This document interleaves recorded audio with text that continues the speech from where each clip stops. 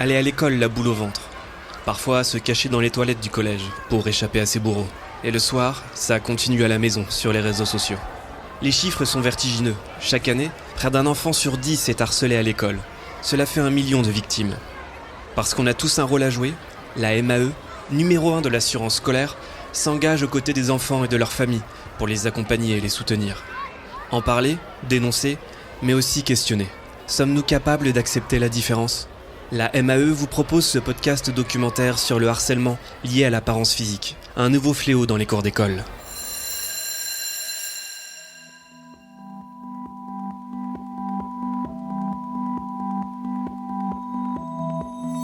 Quand on se brosse les dents, on se regarde dans la glace, inévitablement. Il n'y avait pas besoin que je regarde mon visage de très près pour me rappeler « Ah oui, en effet, j'ai un visage qui est différent de celui des autres ». En primaire, déjà, j'avais un menton qui était beaucoup décalé. J'avais un visage très particulier. On me disait que je faisais une grimace parce que forcément mes deux mâchoires sont pas alignées. On me disait hey, pourquoi tu fais la grimace, etc. T'es bizarre.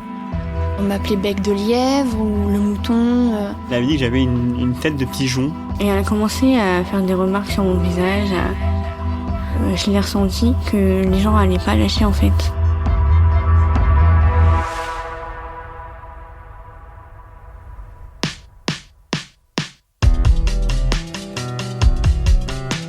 On voit des gens qui nous regardent, chuchotent et ils ricanent. Et on se doute que ça part sur le fait qu'on est différent, qu'on a un visage un peu particulier. On aimerait bien être comme tout le monde, avoir beaucoup d'amis. J'ai commencé à sécher les cours, beaucoup. J'ai manqué beaucoup. J'ai fait une phobie scolaire très clairement.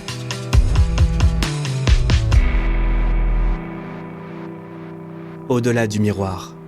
Un podcast d'Isabelle Saboureau et Pierre Chaffanjon.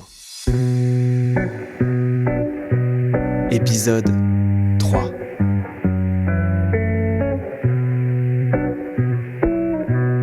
Nous sommes en guerre. En guerre sanitaire, certes. L'ennemi est là, invisible, insaisissable, qui progresse. J'ai décidé de renforcer les mesures pour réduire nos déplacements et nos contacts au strict nécessaire.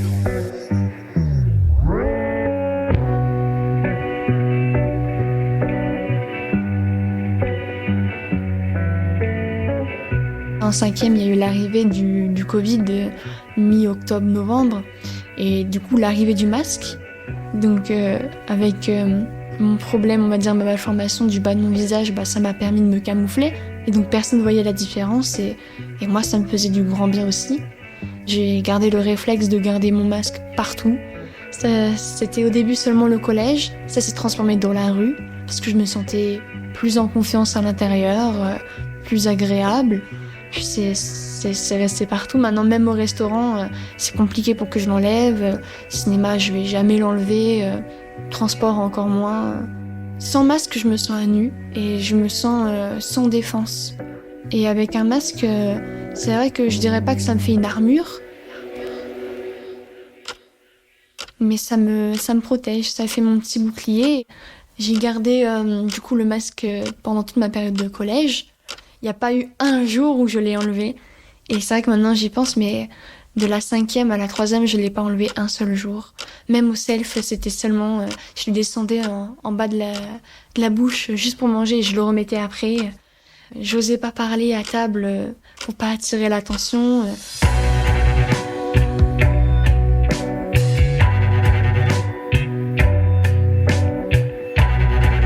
C'est vrai que maintenant le masque... c'est devenu mon accessoire, c'est plus un masque. Toujours dans la main, dans le sac, j'en ai au moins 2 de rechange. Oui, c'est devenu un accessoire comme ça peut être des lunettes, des boucles d'oreilles. C'est littéralement devenu ça. Ouais. Quand on s'apprête à sortir dehors, ah oui, mais on voit encore un petit peu. Ouais, mais je sais pas, on voit mon menton, j'aime pas ça. Mon nez, il est gros, on bat le masque. C'est vraiment de l'habitude et c'est ancré. Et même moi, je m'en rends même plus compte, je pense.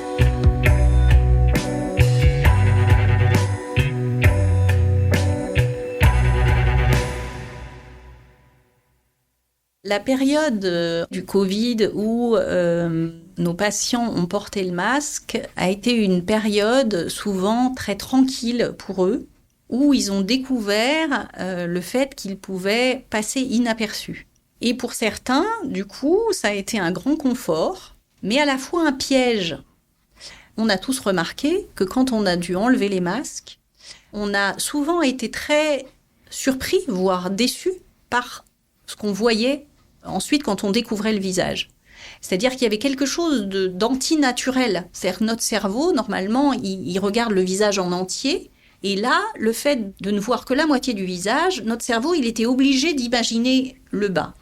Et finalement, quand ces jeunes-là enlevaient leur masque, il y avait beaucoup plus de réactions que finalement quand, de manière naturelle, ils rencontraient quelqu'un pour la première fois et qu'il y avait comme ça un regard qui circule et qui ne s'attarde pas forcément sur la partie de leur visage où il y a une différence visible. Tous y trouvent des stratégies, en fait.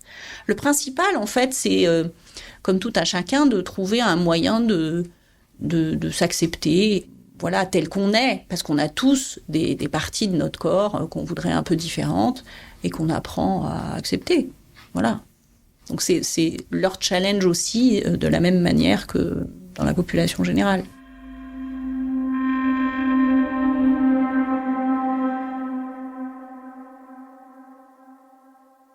Pour moi, c'est qu'en effet, j'avais tellement peur que les gens me mettent à l'écart, qu'on oublie, qu'ils me trouvaient bizarre et voilà, qu'on me mette à l'écart, que je faisais en sorte de me faire remarquer. J'ai essayé de performer en tout ce que je faisais pour montrer que j'avais autant de valeur que n'importe quel autre enfant de mon âge.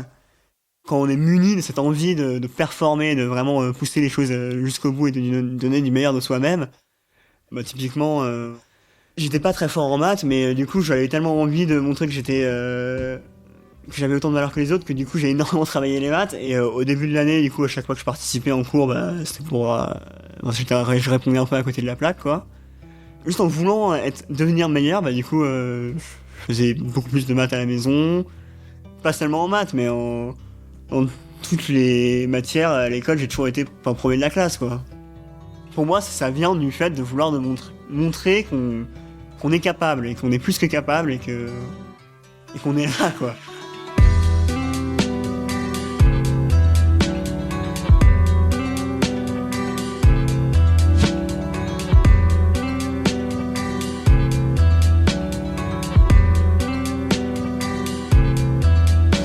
Même maintenant, j'ai un tel goût pour la compétition et me pousser à bout. J'ai envie d'être le meilleur quelque part.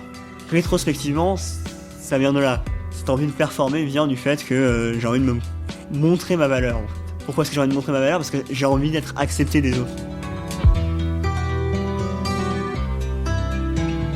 J'ai envie d'être accepté des autres.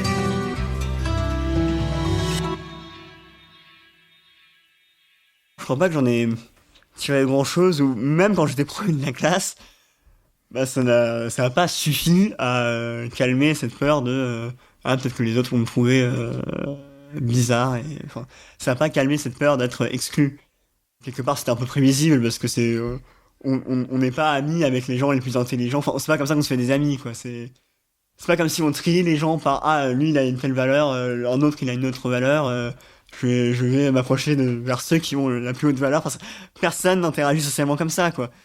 Du coup, au final, au plan social, j'en ai pas tiré grand-chose, mais après, au plan académique et même au point de vue de la confiance en soi, c'est sûr que ça m'a apporté énormément, parce que le fait de se voir travailler et voir que le travail, ça paye, ça, c'est vrai pour tout le monde, mais ça a été très vrai pour moi, ça m'a apporté énormément de confiance en moi.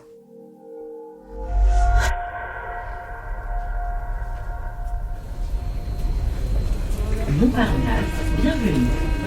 Assurez-vous de ne rien oublier à bord. Romane est venue de Nantes avec son amoureux pour raconter son histoire. Sa famille était très à l'aise dans les métiers. Elle est atteinte du syndrome de Nager qui a empêché son menton de se développer.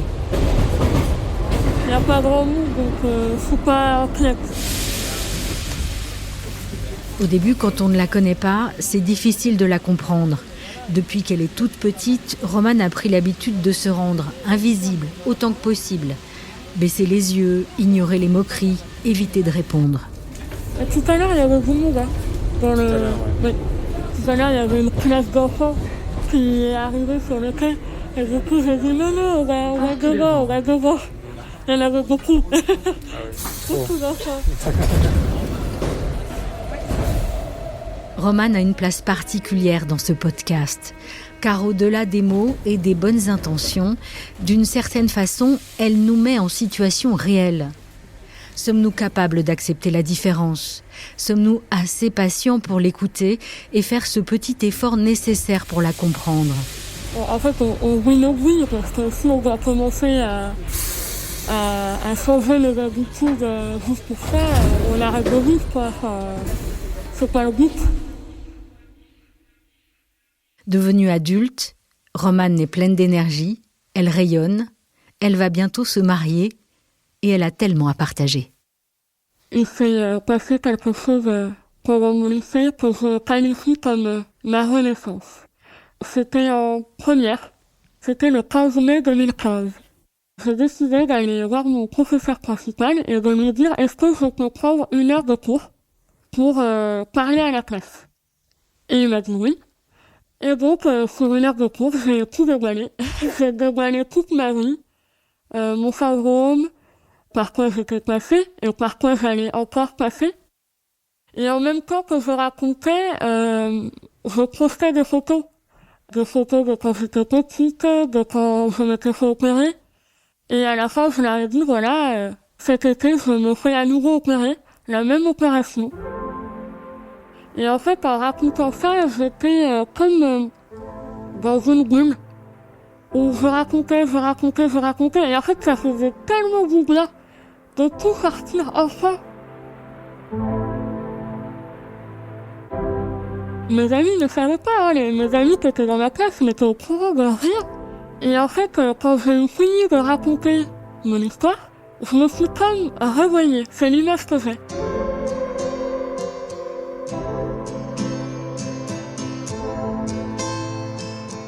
Je me réveille et je vois toute la classe en pleurs. Et j'avais invité le professeur aussi à être présent. Et ils étaient en pleurs aussi. Et là, je me dis, mais je leur dis, mais ne pleurez pas. Parce que c'est ma vie, c'est pas grave, quoi. Après, ils m'ont posé plein de questions. Ils m'ont dit, mais Romane, mais pourquoi t'en as pas parlé plus tôt ? Et il y a même des personnes qui n'étaient plus dans le lycée, mais qui étaient avec moi en seconde, qui m'ont envoyé des messages pour s'excuser de ce qu'ils avaient pu dire auparavant sur moi, de moqueries qu'ils avaient pu faire, par exemple.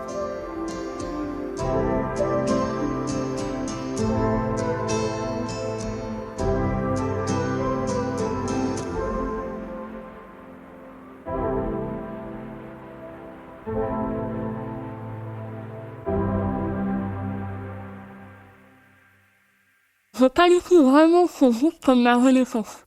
Parce qu'à partir de là, j'ai commencé à porter de la couleur, à ressourire, à vraiment réapprécier la vie à nouveau et apprécier le contact des autres. Parce que du coup, ma classe m'a énormément soutenue. Après, j'ai vraiment commencé à prendre soin de moi pour prendre soin de moi. J'ai commencé à me maquiller pour me faire plaisir. J'ai commencé à me coiffer pour me faire plaisir. À m'habiller pour me faire plaisir aussi et pas pour me fondre dans la masse. Ce qui aide le plus, c'est quand on est dans la relation humaine. C'est-à-dire quand des jeunes peuvent rencontrer, parler avec un enfant qui a une différence visible, qui peut s'exprimer, qui peut expliquer ce qu'il a, qui peut expliquer aussi ce que ça lui fait quand on le regarde. Et ça, on sait que c'est le meilleur outil pour l'acceptation et pour intégrer. Voilà, donc l'intégration, ça a du bon. Mais ça suppose des mots et ça suppose un étayage adulte. Parce que l'enfant, il n'est pas capable tout seul, dans sa classe, de se débrouiller. Alors certains y arrivent, mais quand même la plupart du temps, il faut un étayage adulte de la maîtresse, du prof principal, du CPE, du parent qui accompagne. dans sa capacité à pouvoir expliquer ce qu'il a. On sait que ce qui marche le mieux, c'est la rencontre humaine en fait.